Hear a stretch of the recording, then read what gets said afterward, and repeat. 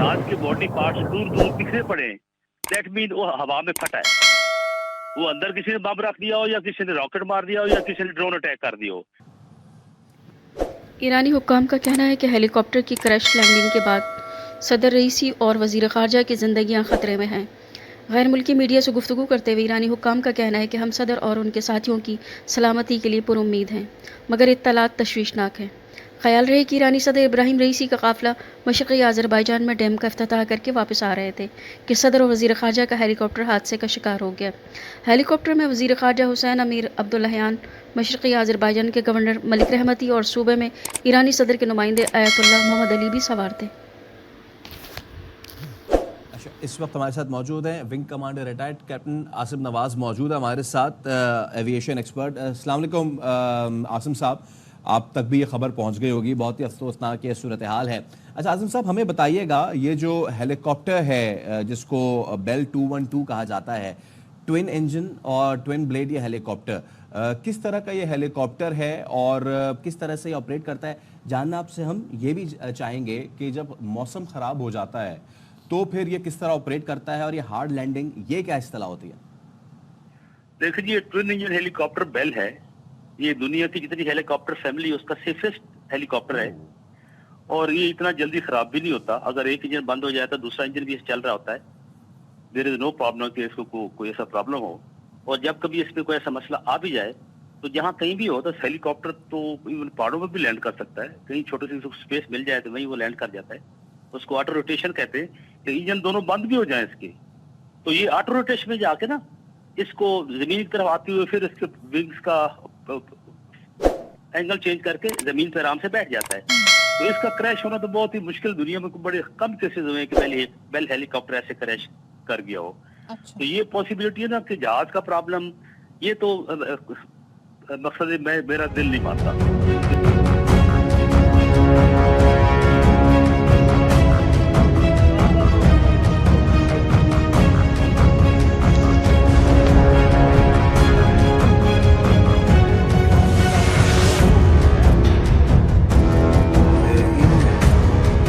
تصاویر توسط پهپادهای جمعیت هلال احمر جزو داوطلبی ما هستن تهیه شده و الان داریم اینجا شما می‌بینید که متاسفانه بالگرد به این سبک به این شکل تو منطقه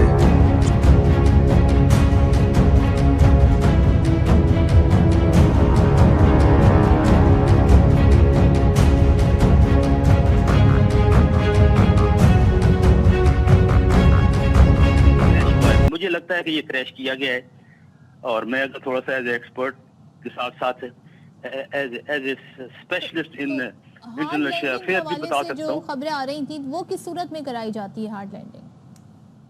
हार्ड लैंडिंग वो होती है, उसको कहते हैं ऑटो रोटेशन। अगर जहाज का इंजन, हेलीकॉप्टर का इंजन बंद हो जाए तो वो जब जमीन की तरफ आता है तो उसको नीचे से एयर प्रेशर जब ऊपर की तरफ जा रहा होता है ना उसकी अपोजिट, तो वो उसके फैन को रोटेट करता है।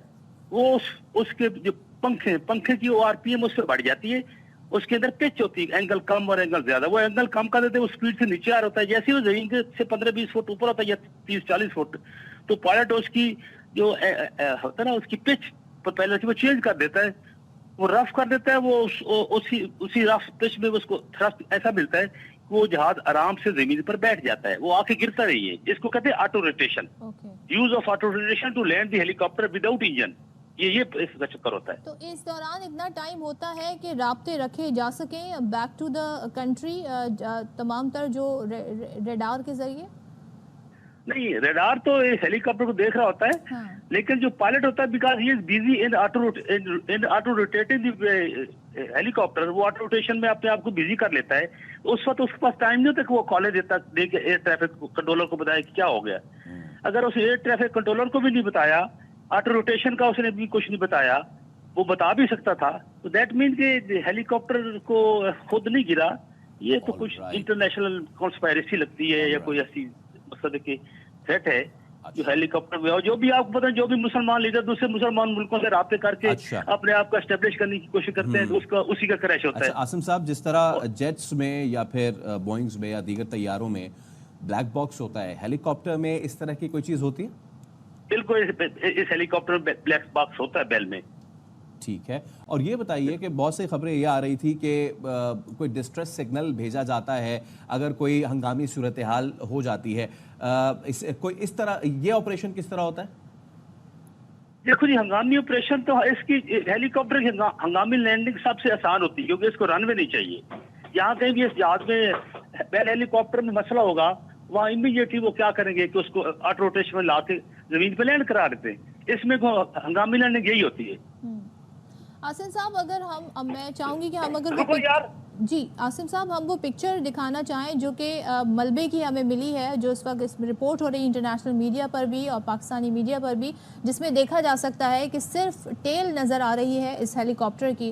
اس سے کیا اندازہ لگایا جا سکتا ہے کہ یہ ہارڈ لینڈنگ کے بعد ایسی صورتحال بنتی ہے یا کسی حادثے کے بعد، یا جیسے کہ آپ کہہ رہے ہیں کہ اسے کریش کرنے کی کوشش کی گئی ہے اس کے بعد ایسی صورتحال بنتی ہے؟ اگر ہارڈ لینڈنگ ہو تو اس کا ملبہ تھوڑے سی ایریا میں ہوتا ہے، کچھ چند گزوں میں 20-30-40 گز کے اندر اندر ہوتا ہے. اگر اس کے جو ہے نا وہ جہاز کے باڈی پارٹس دور دور بکھرے پڑے ہیں، دیٹ مین وہ ہوا میں پھٹا ہے. وہ اندر کسی نے بم رکھ دیا ہو یا کسی نے راکٹ مار دیا ہو یا کسی نے ڈرون اٹیک کر دیا ہو یا کوئی بھی ایریل اٹیک اس پہ ہوتا ہے. جب اس کے حصے دور دور پھیل جاتے ہیں تو وہ گرا نہیں ہے، اس کو ہوا میں پھاڑا گیا ہے. اچھا عاصم صاحب، ہم اس میں یہ بھی دیکھ رہے ہیں obviously ابھی تو انویسٹیگیشنز کا آغاز ہوگا تو پھر کچھ چیزیں ہوں گی. اٹ واز اے کانوائے، یہ سنگل ہیلی کاپٹر نہیں تھا، 3 ہیلی کاپٹرز تھے جس میں سے ایک کو نقصان پہنچا ہے.